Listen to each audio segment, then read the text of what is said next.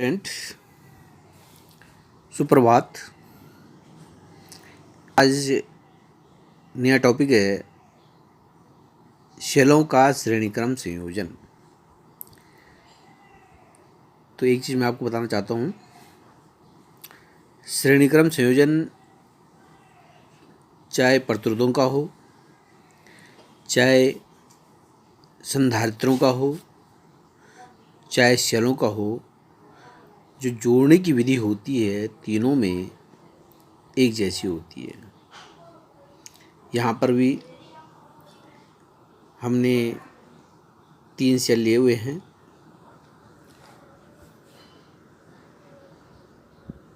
पहले सेल का दूसरा जो टर्मिनल है दूसरे सेल के पहले टर्मिनल से जोड़ रखा है, दूसरे सेल के दूसरे टर्मिनल को तीसरे सेल के पहले टर्मिनल से जोड़ रखा है, और इसी प्रकार से सभी टर्मिनलों को आपस में जोड़ते हैं और इसके श्रेणी क्रम में एक लोड प्रतिरोध, बाह्य प्रतिरोध जो है लगा दिया जाता है। ठीक है, तो ये इसका जोड़ने का तरीका है। तो हम इसको जो है लिखेंगे, शैलों के श्रेणीक्रम संयोजन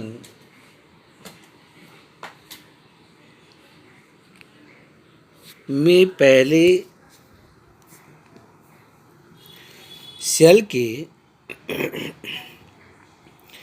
दूसरे टर्मिनल को दूसरे सेल के पहले टर्मिनल से, दूसरे सेल के दूसरे टर्मिनल को तीसरे सेल के प्रथम टर्मिनल से जोड़ते हैं और इसी प्रकार अन्य सेलों को जोड़ते चले जाते हैं। अंतिम सेल का द्वितीय टर्मिनल और प्रथम सेल का पहले टर्मिनल को बाह्य प्रतिरोध से जोड़ दिया जाता है। इस प्रकार से जोड़ दिया जाता है। चित्र में 3 सेलों के को श्रेणी क्रम संयोजन किया गया है। पहले सेल का विद्युत भागबल E1 ले रखा है, ये विद्युत भागबल है। EMF विद्युत भागबल E1 है, दूसरे सेल का E2 है, तीसरे सेल का E3 है। पहले सेल का आंतरिक प्रतिरोध R1 है, दूसरे सेल का आंतरिक प्रतिरोध R2 है, तीसरे सेल का आंतरिक प्रतिरोध R3 है। इसमें जो है सेलों के द्वारा I धारा प्रवाहित की जाती है। ये I धारा सभी सेलों में एक समान रूप से बहती है। ठीक है ना। तो ये हमने सब जो है इसमें लिख देना है सबसे पहले। अब यहाँ पर बहुत इजी है, वैसे बहुत ही सरल है, ध्यान दीजिए थोड़ा सा। यहाँ पर हमने फर्स्ट कंडीशन, पहला जो है हमारा पॉइंट आएगा, श्रेणी क्रम में जुड़े हुए जो सेल हैं इनका कुल विद्युत भागबल कितना है। इन पर, इस पर E1 है, इस पर E2 है, इस पर E3 है। चूँकि ये श्रेणी क्रम में जुड़े हुए हैं तो इनका जो है नेट जो विद्युत भागबल होगा वो E नेट बराबर क्या हो जाएगा, तीनों का जोड़ हो जाएगा। तो इस प्रकार से हम लिख सकते हैं E नेट बराबर E1 plus E2 plus E3। समीकरण नंबर 1 मान लेंगे, श्रेणी क्रम में जुड़े सेलों का कुल विद्युत भागबल श्रेणी क्रम में जुड़े सभी सेलों के EM के योग के बराबर होता है। ठीक है।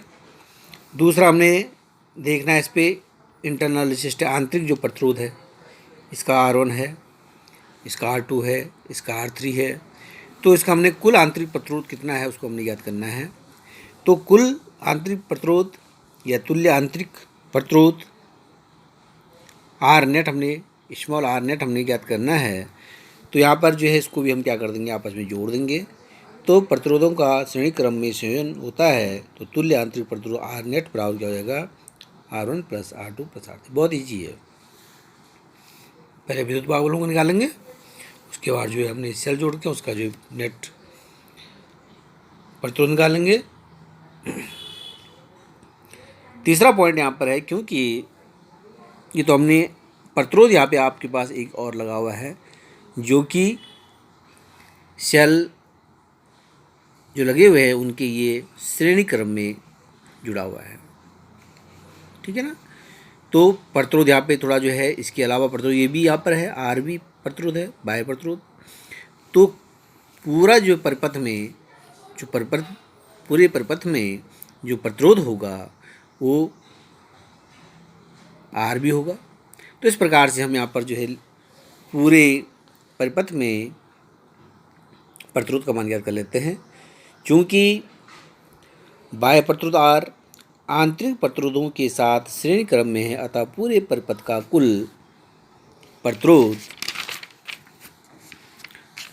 R किसके इक्विवेलेंट हो जाएगा, ये R प्लस R नेट। जो R नेट आंतरिक प्रतिरोध था उसके साथ जो है R को जोड़ देंगे। अतः सेल से परिपथ में बहने वाली धारा I का मान निकालेंगे कि सेल के द्वारा जो परिपथ में कितनी धारा प्रवाहित हो रही है। तो ओम के नियम से I बराबर V अपॉन R हो जाएगा। I बराबर V net upon R equivalent किसके बराबर है। तो ये हम यहाँ पर जो है सूत्र के द्वारा मान रख देंगे समीकरण 1 और समीकरण 2 से मान रखने पर। तो I बराबर V नेट का मान E के बराबर है, ये E नेट बटे R इक्विवेलेंट किसके है, R प्लस R नेट। तो इस प्रकार से हमारे पास ये जो सेलों के द्वारा परिपथ में धारा प्रवाहित की जा रही है उसका मान निकल जाता है। तो ये जनरल सूत्र निकल गया है। यहाँ पर यदि जो आपके प्रतिरोध लगे हुए हैं E1, E2, E3 जो प्रतिरोध लगे हुए हैं, यदि इनका प्रत्येक सेल का विद्युत भागबल अगर E है, इसका E है, इसका भी E है, इसका E यानी कि E1 बराबर E, E2 बराबर E, E3 बराबर E, और R1, R2, R3 जो आंतरिक प्रतिरोध है ये भी जो समान है, R के बराबर है। तो हम इस प्रकार से इसको लिख सकते हैं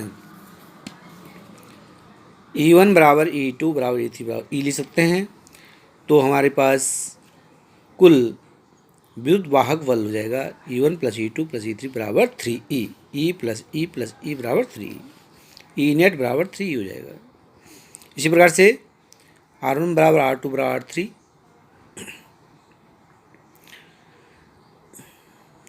R नेट बराबर R प्लस R बराबर 3R। तो इस प्रकार R नेट बराबर 3R और R इक्विवेलेंट किसके बराबर हो जाएगा, 3R प्लस R या R प्लस 3R। इस प्रकार से हम निकाल सकते हैं। तब परिपथ में बहने वाली धारा हुई हमारे पास जो सूत्र है, ये जो हमने सूत्र अभी निकाला था, इसी के अनुसार यहाँ पे E नेट की जगह पे हमारे पास कितना आ गया है, 3E आ गया है, और R नेट की जगह पे 3R आ गया है। तो यहाँ पे पुट कर देंगे तो 3E upon R plus 3R। तो ये हमारे पास जो है परिपथ में बहने वाली धारा, जबकि तीनों सेलों का विद्युत भागबल समान तथा आंतरिक प्रतिरोध भी समान है। अब यदि आपके पास 3 सेलों की जगह पे यदि n सेल जोड़ने हैं, बहुत सारे आपने जो है सेलों को जोड़ना है आपस में, तो किस प्रकार से आप इसको जोड़ेंगे। तो यहाँ पर यदि n सेल श्रेणी क्रम में जुड़े हों तो E नेट बराबर NE, ये आप समझ गए हो कैसे आया। जब 3 सेल जुड़े हुए हैं तो E नेट बराबर 3E, 4 सेल जुड़ेंगे तो E नेट बराबर 4E, 5 जुड़ेंगे तो E नेट बराबर 5E, और n जुड़ेंगे तो E नेट बराबर NE हो जाएगा। उसी प्रकार से प्रतिरोध का R 3 सेल जोड़ेंगे तो R नेट बराबर 3R हो गया, 4 जोड़ेंगे तो 4R हो जाएगा, 5 जोड़ेंगे तो 5R हो जाएगा, और n जोड़ेंगे तो NR हो जाएगा। तो ये हमारे यहाँ पे है E नेट बराबर हो जाएगा NE और R नेट बराबर हो जाएगा NR। तो हमारे पास मान रख देंगे, तब n सेलों में बहने वाली धारा, n सेलों से बहने वाली धारा I बराबर NE upon R plus NR। तो इस प्रकार से आप इसको, बहुत इजी है, ठीक है, तो ध्यान से कीजिए।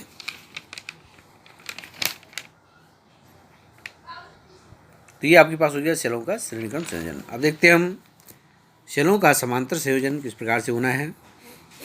तो समांतर संयोजन में जैसे हमने पिछले जो है प्रतिरोध में किया था, संधारित्र में किया था, और आज सेलों में कर रहे हैं, तो इसमें भी वही चीज़ है। सभी सेलों का पहला जो टर्मिनल है एक बिंदु से और दूसरा टर्मिनल दूसरे बिंदु से जोड़ देते हैं और इसके बाहर श्रेणी क्रम में एक लोड प्रतिरोध R लगा दिया जाता है। तो सेलों के समांतर क्रम संयोजन में जोड़े जाने वाले सभी सेलों के पहले टर्मिनल को एक बिंदु से तथा दूसरे टर्मिनल को दूसरे बिंदु से जोड़ते हैं तथा चित्रानुसार लोड प्रतिरोध R को इनके श्रेणी क्रम में जोड़ देते हैं। चित्र में n सेलों का समांतर क्रम में जोड़ा गया है। यहाँ पर n सेल जोड़े गए हैं समांतर क्रम में। प्रत्येक सेल का विद्युत भागबल E है। यहाँ पर प्रत्येक सेल का विद्युत भागबल E है। आंतरिक प्रतिरोध, प्रत्येक सेल का आंतरिक जो प्रतिरोध है वो R है और कुल यहाँ पे जो सेल जोड़े गए हैं वो N है।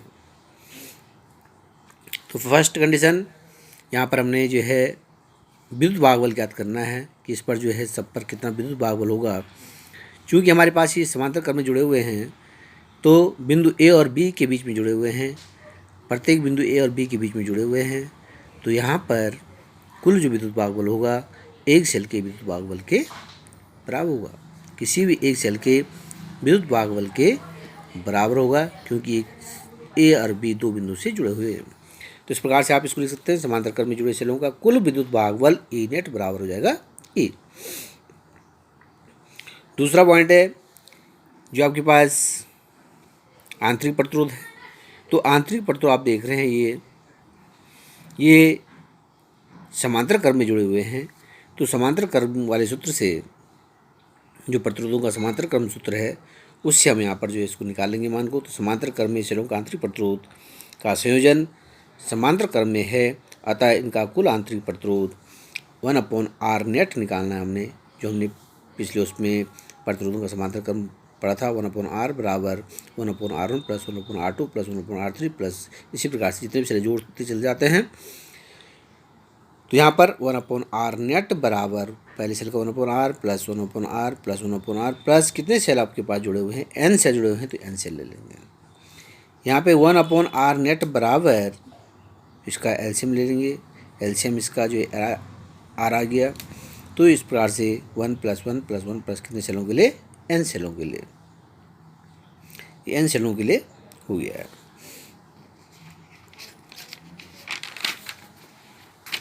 वन अपॉन R नेट बराबर कितने सेलों के लिए था, n सेलों के लिए n/R और R नेट बराबर हो जाएगा R/n, इसका उल्टा हो जाएगा। लेकिन हमने बाह्य प्रतिरोध पे जोड़ रखा है R, परंतु बाह्य प्रतिरोध R है जो कि आंतरिक प्रतिरोधों के साथ जो है श्रेणी क्रम में जुड़ा है, अतः परिपथ का कुल प्रतिरोध R equivalent that is equal to R/n, ये प्लस जो श्रेणी क्रम में जुड़ा है प्लस R। श्रेणी क्रम में सीधे जोड़ते हैं जो आपका प्रतिरोधों का श्रेणी क्रम संयोजन है R1 + R2 + R3 plus so on, तो R/n + R आ जाएगा। अतः सेल से परिपथ में बहने वाली धारा, सेल से परिपथ में बहने वाली धारा I बराबर कुल विभवांतर बटे कुल प्रतिरोध, कुल जो EMF इसका है, ठीक है, कुल विद्युत भागबल बटे कुल प्रतिरोध। कुल विद्युत भागबल कितना है, E नेट बटे R इक्विवेलेंट। तो मान रख देंगे यहाँ पर E नेट का मान रखेंगे तो ये मान हमारे पास E है और R इक्विवेलेंट का मान है R/n + R, तो इसको हम रखते हैं R + R/n, इसको हमने पहले लिख दिया, कोई दिक्कत नहीं है, जोड़ में क्रम में नियम चलता है। तो इस प्रकार से आपकी जो यहाँ पर कुल धारा का जो है मान आप ज्ञात कर सकते हैं n सेलों के लिए। कितने सेलों के लिए है, n सेलों के लिए है। 3 सेल जोड़ के n की जगह 3 रख दीजिए, 3 मान निकल जाएगा। जितने भी सेल आपके पास हैं वो आप जो है n की वैल्यू रख करके n की जगह 1 2 3 जितने भी आपके पास जुड़े हुए हैं सबका मान आप निकाल सकते हैं ये करके। कंडीशन फर्स्ट यहाँ पे इफ़, यदि R जो आपके पास है, जो बाह्य प्रतिरोध R है, वो लेस देन R/n, R/n से बहुत छोटा है, ठीक है ना, उस अवस्था में हम R को नगण्य मान सकते हैं, ठीक। तब I बराबर क्या हो जाएगा, E/R/n, ये 0 हो जाएगा और हमारे पास क्या बचा, R/n बराबर I बराबर ये n ऊपर चल जाएगा तो n E/y, तो देखिए यहाँ पर क्या होता है, ई अपॉन आर। अगर बहुत सारे सेलों को श्रेणी क्रम में जोड़ें, यदि बहुत सारे सेल आपके पास हैं तो उनको श्रेणी क्रम में जोड़ते हैं तो प्रभावित धारा किसी एक सेल में बहने वाली धारा के n गुना होगी। ठीक है।